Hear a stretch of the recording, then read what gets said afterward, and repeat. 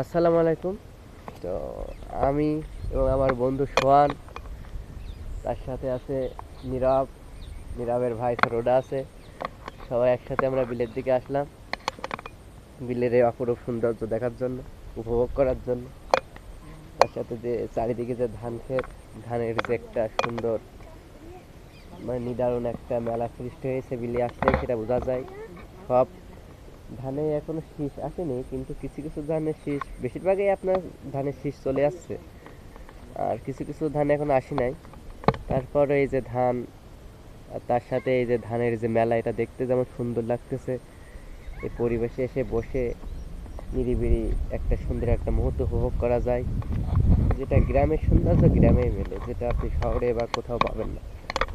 যে কি সুন্দর একটি মুহূর্ত, তার সাথে আপনার বাতাস বয়ে যাচ্ছে, এসবগুলো আসলে সুন্দর একটি মুহূর্ত সৃষ্টি করে। আর এই যে বাতাসে ঢেউ খেলে যাচ্ছে আস্তে আস্তে ধানগুলো, এগুলো আরো সুন্দর দেখাচ্ছে। সবাইকে ধন্যবাদ।